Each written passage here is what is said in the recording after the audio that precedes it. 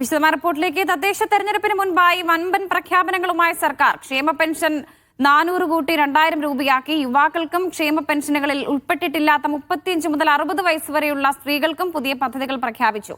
ആശമാരുടെ honorarium 1000 രൂപ കൂട്ടി. നെല്ലിന്റെയും റബ്ബറിന്റെയും താങ്ങുവിലയും ഉയർത്തി. സർക്കാർ ഉദ്യോഗസ്ഥരുടെ DAയും വർദ്ധിപ്പിച്ചു. നവംബർ 1 മുതൽ എല്ലാ പ്രഖ്യാപനങ്ങളും നടപ്പിലാക്കുമെന്ന് മുഖ്യമന്ത്രി പറഞ്ഞു. ഏത് പ്രതിസന്ധി വന്നാലും പെൻഷൻ തുക നൽകുമെന്ന് ദൃഢനിശ്ചയമെടുത്തു.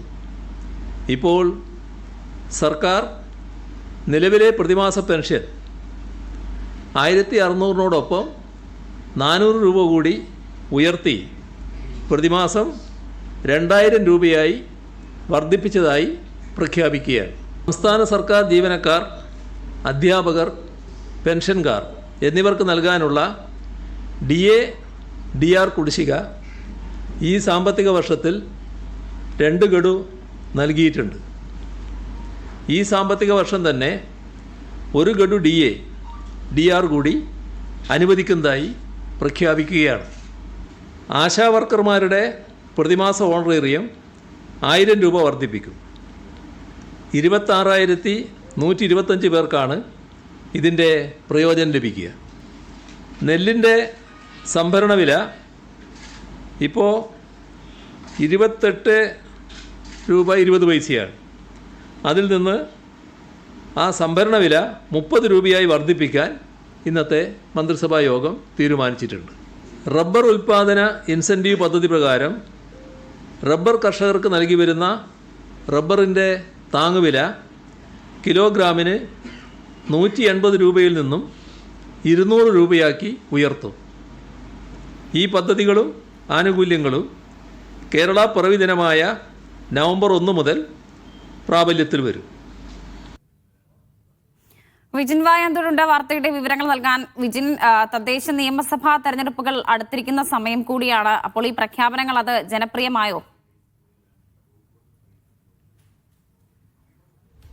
വർഷ, തദ്ദേശ തെരഞ്ഞെടുപ്പ് മുന്നിൽ കണ്ടുള്ള വമ്പൻ ജനക്ഷേമ പദ്ധതികളാണ് നിലവിൽ മുഖ്യമന്ത്രി പ്രഖ്യാപിച്ചിരിക്കുന്നത്.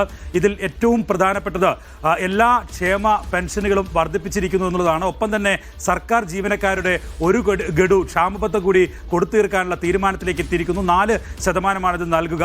ഒപ്പം സാമൂഹ്യക്ഷേമ പെൻഷൻ അത് 1600 രൂപയായിരുന്നത് 400 രൂപ വർദ്ധിപ്പിച്ചാണ് 2000 രൂപയിലേക്ക് എത്തിച്ചിരിക്കുന്നത്. ഒപ്പം തന്നെ ഈ സാമൂഹ്യമായി പിന്നോക്കം നിൽക്കുന്ന സ്ത്രീകൾക്ക് 35 വയസ്സ് മുതൽ 60 വയസ്സ് വരെ ക്ഷേമ പെൻഷന് ആനുകൂല്യത്തിലേക്ക് എത്തുന്ന പ്രായപരിധി വരെയുള്ള ആളുകൾക്ക്, വനിതകൾക്ക് അവർക്ക് 1000 രൂപ പ്രതിമാസം നൽകാനുള്ള തീരുമാനവും എടുത്തിരിക്കുന്നു.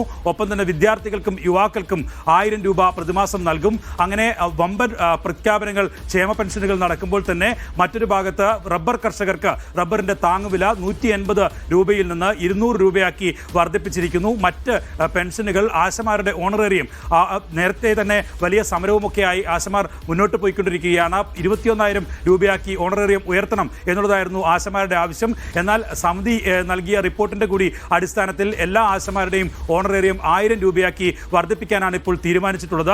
ഒപ്പം തന്നെ മറ്റ് മേഖലകളിലുള്ള ക്ഷേമ പദ്ധതികളും വർദ്ധിപ്പിച്ചിട്ടുണ്ട്. അങ്ങനെ എല്ലാ പദ്ധതികളും ഈ മാസത്തോടുകൂടി, അതായത് കേരളപ്പിറവി ദിനമായ 1-ാം തീയതി നവംബർ 1 മുതൽ തന്നെ പ്രാബല്യത്തിൽ വരും എന്നുള്ളതാണ് മുഖ്യമന്ത്രി അറിയിച്ചത്. ഇതിന് എവിടെ നിന്ന് പണം കണ്ടെത്തും എന്നുള്ളതാണ് ഇനി അറിയേണ്ടത്.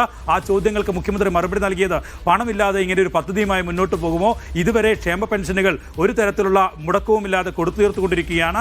ഒപ്പം തന്നെ സർക്കാർ ജീവനക്കാർക്ക് 3 ഗഡു ക്ഷാമബദ്ധയാണ് നൽകാനുണ്ടായിരുന്നത്. അതിൽ 1 ഗഡു കഴിഞ്ഞ മാസം ഓണത്തിന്റെ ഭാഗമായി നൽകിയിരുന്നു. ഒപ്പം തന്നെ അതിനുശേഷം ഇപ്പോൾ ഈ മാസവും 4% 1 ഗഡു കൂടി വർദ്ധിപ്പിക്കുകയാണ്. അടുത്ത മാസം മുതൽ ആ ഗഡുവും സർക്കാർ ജീവനക്കാർക്ക് ലഭിക്കും എന്നുള്ളതാണ് മുഖ്യമന്ത്രി പ്രഖ്യാപനങ്ങളാണ് സർക്കാരിന്റെ ഭാഗത്തു നിന്നുണ്ടാകുന്നത്. ഇതിൽ പണം എവിടെ എന്നൊരു ചോദ്യം കൂടി അവശേഷിക്കുന്നുണ്ട്. വിജിൻ വായന്തോടാണ് വിവരങ്ങൾ നൽകിയത്.